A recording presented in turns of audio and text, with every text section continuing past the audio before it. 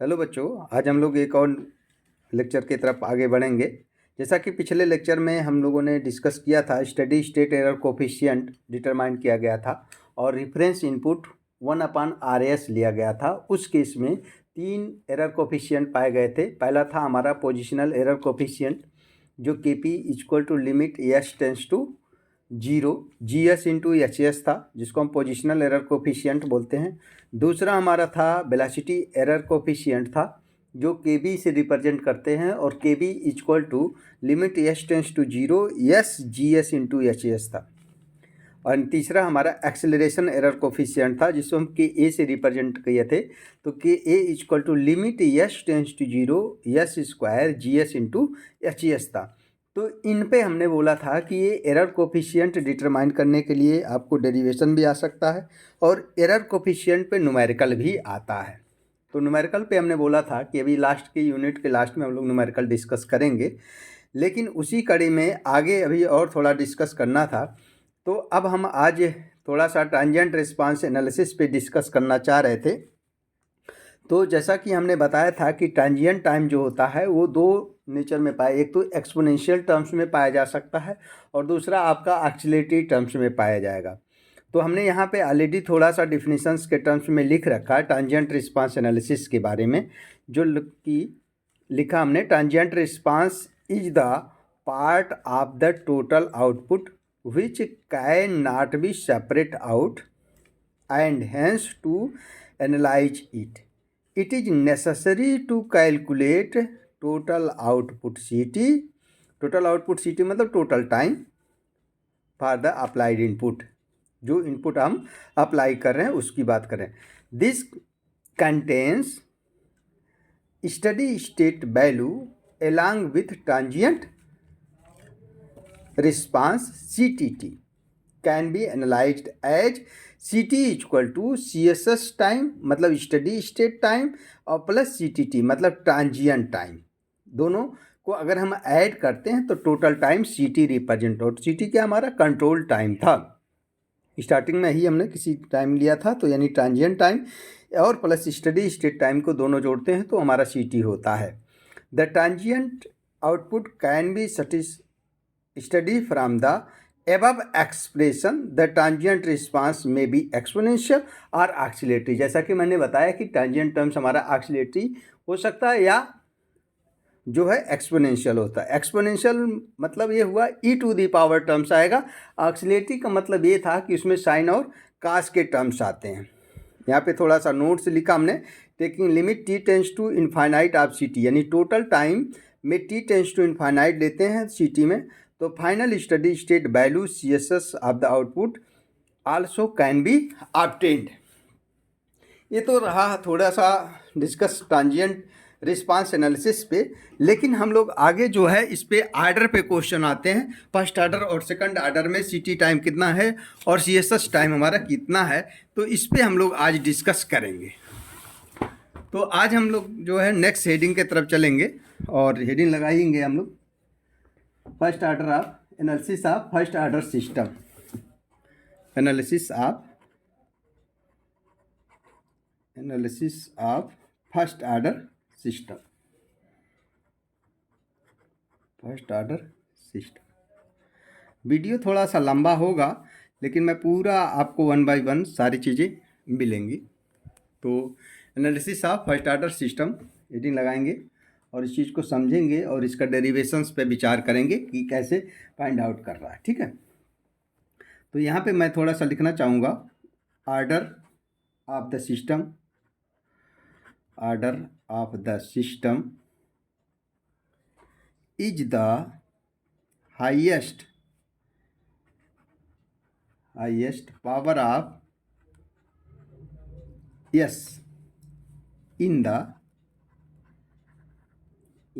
denominator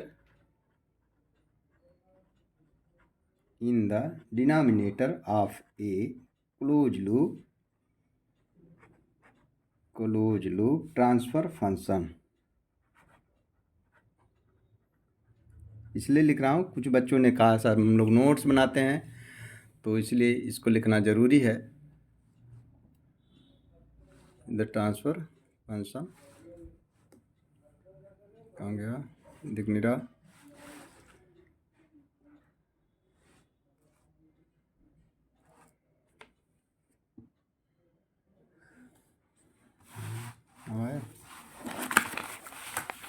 transfer 500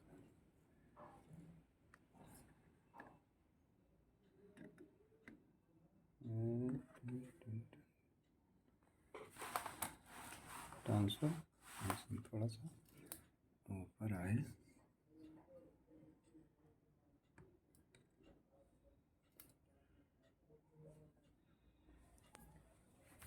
ठीक है, पूरी कॉपी दिख रही है।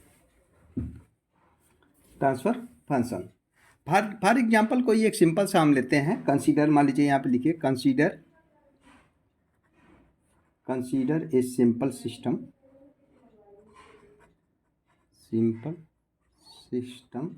Show in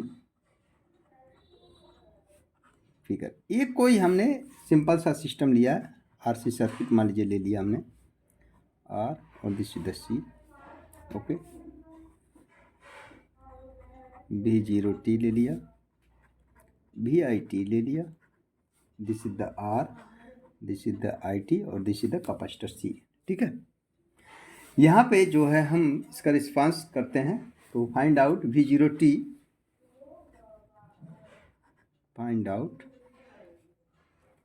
V0t, that is response it is excited by, response if it is excited by किससे, यूनिट, मतलब यूनिट स्टेप इनपुट। बात समझिए, यानी यहाँ पे जो हम रेफरेंस इनपुट लेंगे RS इक्वल टू 1/S लेंगे इस केस में, यानी कह सकते हैं VIT इक्वल टू आपका कितना 1, आगे लिख सकते हैं T greater than equal to 0 और इक्वल टू 0 किसके लिए, T लेस देन 0। ठीक है, टाइम हमने T greater than equal to जब 0 लिया तो VIT कर रहे हैं, हम 1 ले रहे हैं, यानी VIT इक्वल टू 1 है तो VIS equal to 1/S use करेंगे, इसलिए दैट इज, यानी VIS इक्वल टू क्या हो जाएगा 1/S हो जाएगा, यानी लाप्लास लेंगे। This is the time domain और this is the S domain, यानी लाप्लास लेने के बाद VIS इक्वल टू 1/S हुआ। चलिए ठीक है, अब अभी हम VIS इक्वल टू इसमें निकालेंगे और हमको इसका क्या करना है, ट्रांजिएंट टाइम और स्टेडी स्टेट टाइम कितना है ये मैं इसमें फाइंड आउट करना चाह रहा था। तो यहाँ पे अप्लाई KVL, इस सर्किट में हम KVL अप्लाई करने जा रहे हैं, अप्लाई KVL। तो अगर हम इसमें KVL अप्लाई करते हैं तो देखिए VIT इक्वल टू कितना हो गया, RIT लिख दिया, प्लस आपका कैपेसिटर है तो 1/C इंटीग्रेट IT dt होगा। ठीक है, इस एंड दूसरे वाले में V0t इक्वल टू कितना हो जाएगा 1/C इंटीग्रेट IT dt। ठीक है, तो ये दो इक्वेशन हमको मिल गए, दो इक्वेशन हमको मिलते हैं। इसका क्या करेंगे, हम लाप्लास लेंगे, taking Laplace of both equation of both side. ठीक है, taking Laplace transform of both side, तो VIT का हो जाएगा हमारा VIS इक्वल टू RIS हो जाता है। ठीक है, और 1/C इंटीग्रेट ISCS। तो अभी हमको जो है सिर्फ स्टैंडर्ड वैल्यू लेना IS/CS इसमें लेना है, बाकी इसका इनिशियल पार्ट्स हमको 0 कर देना है। यहाँ पे हम लिख सकते हैं taking Laplace transform of both side with initial condition 0 लेना है,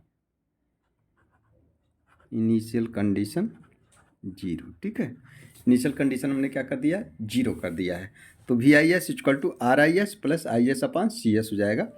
और दूसरा इक्वेशन V0S इक्वल टू क्या हो जाएगा, IS/CS हो जाएगा। तो ये इक्वेशन दो और लाप्लास ट्रांसफॉर्म बनने के बाद हमारा, अब इसमें हम क्या करेंगे, अगर हमको ट्रांसफर फंक्शन निकालना हो तो आउटपुट बटे इनपुट हम लोग जानते हैं, आउटपुट बटे फर्स्ट यूनिट में ही पढ़ा है इसका ट्रांसफर फंक्शन, यानी VIS हमारा क्या इनपुट है, V0S हमारा क्या आउटपुट है। तो इसका ट्रांसफर फंक्शन अगर हम निकालेंगे, या हमको या डिवाइड के टर्म्स में मैं निकालना चाह रहा था, दैट इज हम कह सकते हैं, यानी V0S/VIS यहाँ पे हम निकाल दिए, तो इक्वल टू V0S की वैल्यू कितनी थी, आप RIS प्लस IS/CS है, यानी RIS, V0S equal to IS, sorry IS अपन कितना है हमारा सी एस, और V zero V I S equal to कितना, आर आई एस और प्लस आई एस अपन सी एस, ठीक है।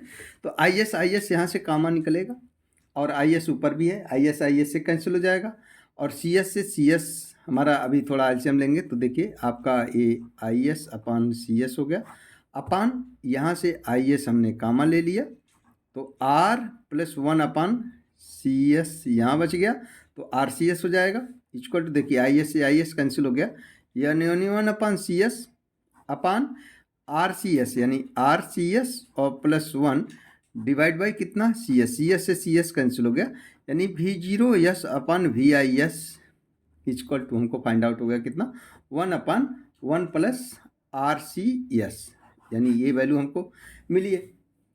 इक्वल टू आप कह सकते हो one upon one plus C S T where T equal to कितना है, आर सी, ठीक है। वह टी इक्वल टू क्या है, आर सी है। एक आपका ये स्टैंडर्ड इक्वेशन मान लीजिए, इसको ए बी सी डी कुछ नामकरण कर लिया।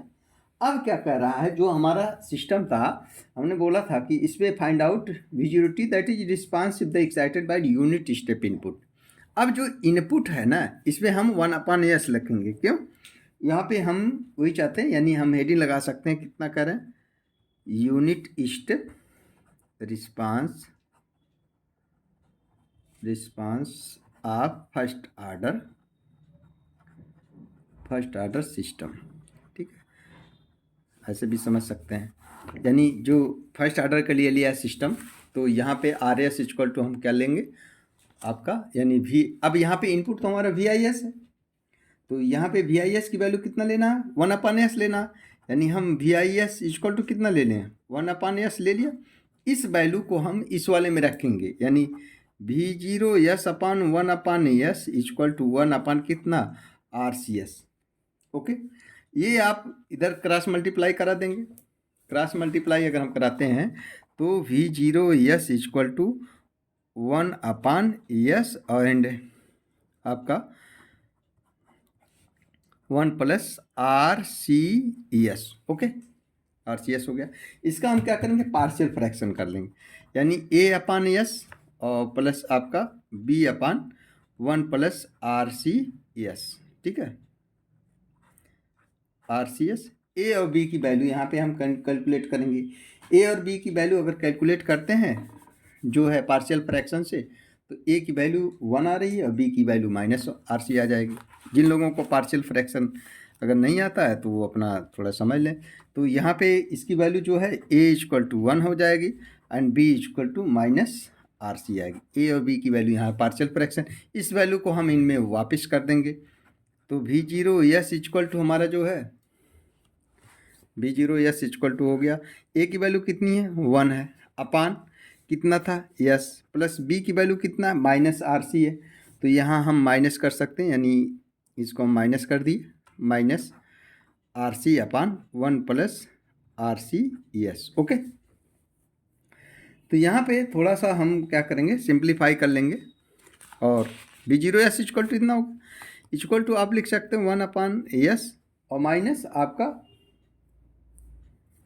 लिख सकते हैं हम, देखिए आर सी से हम नीचे ऊपर मल्टीप्लाई अगर करा दें, सॉरी डिवाइड कर दें, तो यानी वन अपान हम लिख सकते हैं आर सी से आर सी यहाँ पे डिवाइड करेंगे तो यानी आपका ये टर्म्स बन जाएगा S plus one upon R C. इस आर सी को हमने क्या किया, नीचे उतार दिए, तो यानी वन अपान आर सी हो जाएगा और R C S plus R C S upon R C हो जाएगा, तो आर सी यहाँ से कैंसिल हो जाएगा, तो यस वाले में से आर सी हट जाएगा, वन अपान इतना बच जाएगा। मतलब थोड़ा सा हमने इसको सिंप्लीफाई किया अपने ज़रूरत के हिसाब से। अब इसमें क्या करेंगे, टेकिंग लाप्लास इनवर्स, इसमें हम क्या करेंगे, टेकिंग लाप्लास इनवर्स, यानी आपको जो फाइनल वैल्यू मिला था यहाँ पे लिख देते हैं, यानी one upon S minus one upon S plus one upon R C है, ठीक है, वेरी सिंपल टर्म्स है। Taking Laplace inverse, taking Laplace inverse है ना, तो यहाँ पे लाप्लास इनवर्स अगर लेते हैं तो वी जीरो एस का कितना हो जाएगा, वी आई टी हो गया, ओके। वन अपन एस का लाप्लास इनवर्स कितना हो जाएगा, वन हो जाएगा, माइनस यहाँ पे देखिए one upon S plus A है, यानी e to the power minus A T होता है, तो ये आपका टर्म्स बनी, यानी ई टू दी पावर आपका कितना हो गया, minus T upon R C, यानी minus one upon R C into T हो गया, यानी V0t हमको इतना मिल गया। फ्रॉम CTT से देखिएगा आपका जो टोटल टाइम है CT CSS टाइम और प्लस कितना होता है CTT टाइम। CTT टाइम जो है वो हमारा ट्रांजिएंट टाइम है, CSS टाइम जो होता है वो हमारा स्टडी स्टेट टाइम होता है। जो CTT है वो हमने बोला था या तो एक्सपोनेंशियल टर्म्स आता है सॉल्यूशन बनाने पे या तो एक्सीलरेटरी टर्म्स आता है। तो इसमें अगर हम कंपेयर करेंगे तो यहाँ पे CSS टाइम जो मिला कितना 1 मिल जाएगा भाई, CSS है ये 1 है। CTT जो बच गया यानी एक्सपोनेंशियल टर्म हमारा यही है, तो यानी यहाँ पे CTT e⁻ -t/RC हो जाएगा। ये आपका स्टडी, ये आपका ट्रांजिएंट टाइम आ गया और CSS जो है वो हमारा स्टडी स्टेट टाइम आ गया। तो transient term is totally depend on the value of the R and C and its rate of exponential decay will get controlled by -1/RC। -t/RC है तो -1/RC से control by -1/RC which is pole of the system. यही तो आपका क्या था, पोल of the system था। इसको 1+1 देखिए यहाँ पे यानी S + 1/RC = 0 करें तो S = -1/RC निकलेगा। और जो नीचे वाले फैक्टर करके अगर जो रूट्स आते हैं इसको हम पोल बोलते हैं, और ऊपर वाले को फैक्टर करते हैं तो वहाँ से जो वैल्यू मिलती है उसको हम क्या बोलते हैं, 0 बोलते हैं। ठीक है, तो ये -1/RC क्या है, rate of exponential decay will get control by -1/RC which is a pole of the system. The value of R and C will not affected the steady state part. जो steady state part है वो कितना हमारा 1 है, इस पे RC की value का कोई इफेक्ट नहीं पड़ रहा, ये इफेक्टिव नहीं कर पा रहा। अगर हम इस पे जैसे अगर ग्राफिकल अप्रोच से बताएं आपको तो ये है आपका this is the time, total time, और दिस इज द आपका CT है, यानी यही हमारा V0t कह सकते हैं टोटल। और जो ग्राफ था ये आपने यूनिट स्टेप दिया था कि हमको ये चाहिए था, और जो ग्राफ हमारा चल रहा है, जो ग्राफ हमारा बना है कुछ इस तरीके के ऐसे आया है, ऐसे। ठीक है, यहाँ पे जो ये टर्म है बात समझिएगा, यही एक्सपोनेंशियल टर्म है ना, तो यानी ये आपका 1 - e⁻ -t/RC है। और जहाँ से ये वैल्यू हमारा क्या हो कांस्टेंट मिल रहा है, आप ये जो पोर्शन है वो यही पोर्शन हमारा क्या है, ट्रांजिएंट टाइम है। This is the transient time. Okay, ये हमारा पोर्शन क्या है, ट्रांजिएंट टाइम है। और ये वाला जो पोर्शन सब बच रहे हैं ये हमारा क्या है, study state time, study state time है। ओके, जब कांस्टेंट वैल्यू मिल रहा है तो उसको हम स्टडी स्टेट बोलते हैं, जहाँ पे कांस्टेंट नहीं यानी एक्सपोनेंशियल टर्म तो इसको हम क्या बोलते हैं, ट्रांजिएंट टर्म्स बोलते हैं।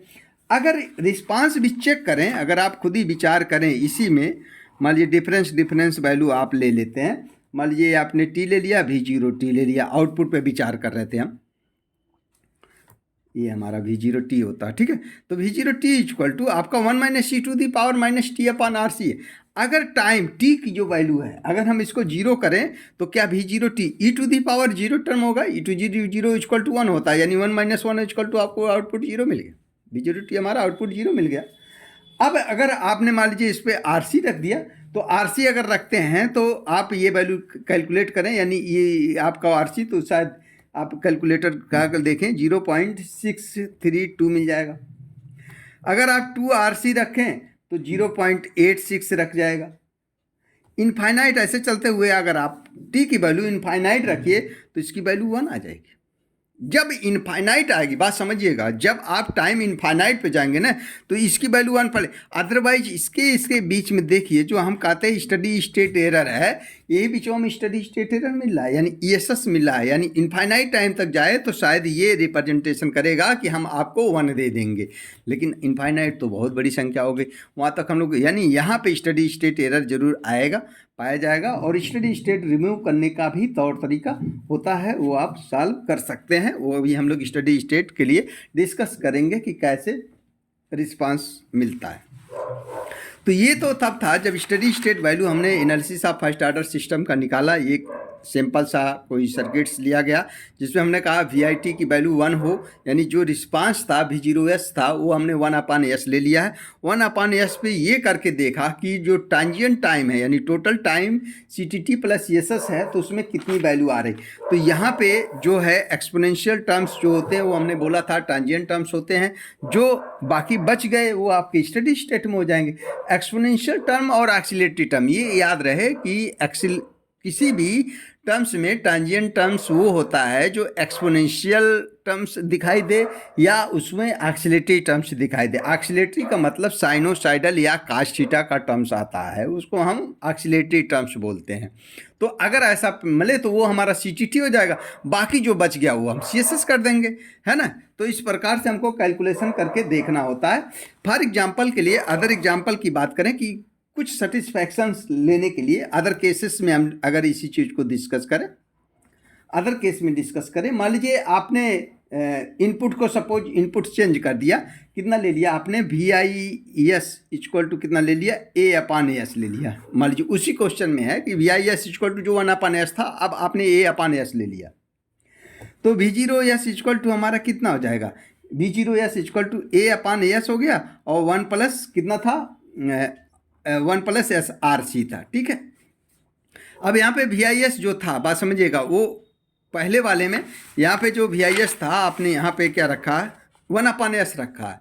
अब यहाँ पे A/S हमने रख दिया, तो A/S को यहाँ पे मल्टीप्लाई करा देंगे तो A/A हमने डायरेक्ट लिख दिया A/S 1 + RC, ठीक है, ओके। या कुछ लोगों को कन्फ्यूजन हो रहा, चलिए यहाँ पे VIS V0S/VIS equal to 1/1 + SCR था, ठीक है। अब VIS की वैल्यू कितना ले लिया A/S ले लिया, तो V0S/A/S equal to 1/1 + SCR, okay. ये आप क्रॉस मल्टीप्लाई करके इधर भेज दिए तो V0S इक्वल टू A/S और 1 + SCR हो गया।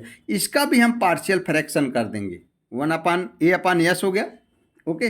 मान लीजिए यहाँ भी है, चलिए A' कर लिया, प्लस आपने B'/1 + SCR, ओके, ये कर लिया। A' B' की वैल्यू आप पार्शियल फ्रैक्शन से निकाल लीजिएगा, तो A' इक्वल टू जो है आपका A आता है एंड B' इक्वल टू आपका माइनस आपका B' इक्वल टू -ARC आएगा, ठीक है। पार्शियल फ्रैक्शन करके आप लोग देख लीजिएगा, ये A' की वैल्यू इतना आती है, B' की वैल्यू इतनी आती है, वीडियो बहुत लंबी हो जाती है। तो यहाँ पे अब आप क्या करेंगे, V0S इक्वल टू A' की वैल्यू कितनी है A/S प्लस B' की वैल्यू कितनी -ARC है, तो माइनस लगा दिया यहाँ पे आप पहले से ARC/1 + SRC, ओके, ये हो गया। इसमें फिर हम उसी तरीके से थोड़ा सा सिंप्लीफाई कर लेंगे जिससे हम लाप्लास ट्रांसफॉर्म इन्वर्स लाप्लास ले सकें। तो RC को नीचे भेज देंगे, RC को नीचे भेजेंगे तो A/1 1/S प्लस 1/RC हो जाएगा पिछले टर्म। फिर इसमें हम टेकिंग लाप्लास इन्वर्स V0S का कितना हो जाएगा VIT इक्वल टू A/S का हो गया आपका A माइनस A और यहाँ पे e⁻⁻ (T/RC) यानी A को आप कॉमन ले लीजिए 1 - e⁻⁻ (T/RC) यानी VIT इक्वल टू इतना मिल गया। अब देखिए जो इसका ग्राफिकल रिप्रेजेंटेशन है ना, तो ये आपका A है, दिस इज द V0T और this is the total time. Graphical representation फिर ऐसे ही बना, और यही वैल्यू आपकी जो है A है 1 - e⁻⁻ (T/RC) है, और यहाँ से हमको क्या मिला है, दिस इज द इधर वाला जो पोर्शन है ये हमारा ट्रांजिएंट टाइम है, और इधर वाला क्या है हमारा, दिस इज द CTT और दिस इज द CSST यानी स्टडी स्टेट टाइम और ट्रांजिएंट टाइम, ओके। अब मैं ये बताना चाह रहा था, देखिए V0T इक्वल टू जो आया आपका V0T equal to A1 - e⁻⁻ (T/RC) ही आया। अब देखिए जब आपने इनपुट A/S लिया है तो वो जो इफेक्टिव आ रहा है किस पे आया, A का टर्म ये आया, यानी इसमें मल्टीप्लाई होगा और इसमें भी मल्टीप्लाई, यानी स्टडी स्टेट की वैल्यू जो है ना क्वांटिटी में बढ़ रही। मान लीजिए 5 है तो 5 हो जाएगा, ओके। 5 इसमें भी मल्टीप्लाई हो जाएगा, लेकिन इसके रेट ऑफ डिके पे कोई फर्क पड़ा नहीं, so rate of decay is not change but the study state value has change. जो स्टडी स्टेट वैल्यू था ये, भाई यहाँ पे 5 हो जाए तो ये 5 हो जाएगा। पहले कितना था? 1 था। ये e⁻t/RC है, तो क्या ए का कोई इफेक्ट इस पे आया है? This is the rate of decay, e⁻t/RC the rate of decay, तो ए का कोई इफेक्ट इसमें नहीं आया, लेकिन इसके स्टडी स्टेट वैल्यू में परिवर्तन हो रहा है। ओके,